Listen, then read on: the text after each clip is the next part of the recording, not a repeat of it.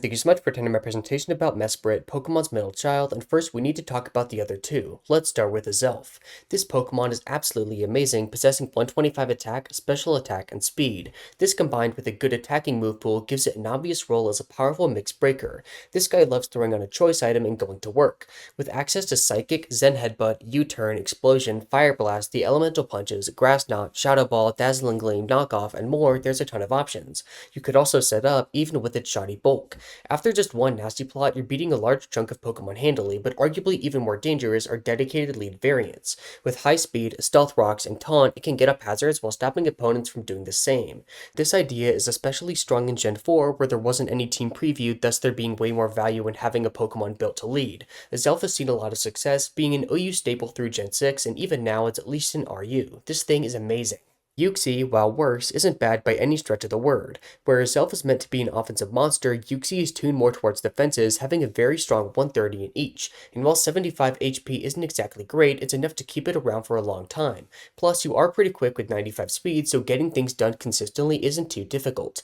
Uxie takes heavy advantage of the trio's wide array of supportive options, hampering opponents while doing good for its team. Stealth Rock is an obvious candidate, setting the all-important hazard. U-Turn provides momentum for stuff in the back. Weather setting moves can be powerful, especially in early generations where automatic setters are less common. Status like Thunder Wave or Yawn can hamper powerful threats. Trick and a choice item destroys an opposing supportive Pokemon like Blissey for the rest of the game. Heal Bell keeps your team healthy. The list goes on and on.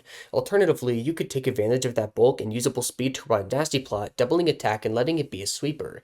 Uxie has been a lower tier staple for generations now, always finding a place as a valuable piece. And even in OU and Ubers, it's found roles as a bulky memento user, setting screens and then giving a primo opportunity to a set of Pokemon. Very versatile and very powerful. So, with those two talked about, what does Mesprit have? Thus far, they've been super specialized either in attack or defense. Maybe Mesprit will get a ton of speed. We could see it lean into one attacking number instead, ditching the mixed aspect and going full throttle into a single idea. Nope, neither are correct. Instead, they went right down the middle, creating a well-balanced Pokemon.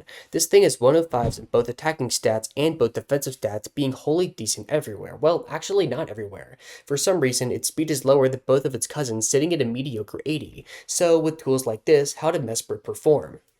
The emotion Pokemon, sadly, doesn't really stack up. You still have the same moves as Azelf and Uxie, but aren't really as good in either direction. You wouldn't really want to use Mesprit as an attacker over Azelf, and it gets defensively overshadowed by Uxie as well. However, its traits are good enough to the point where it still sees some usage. Mesprit does pretty similar things to the other two, being a rock setter, mixed attacker, and occasional sweeper. It always ends up in the lower tiers, being NU or worse in the majority of generations, but is good in the formats it lands in.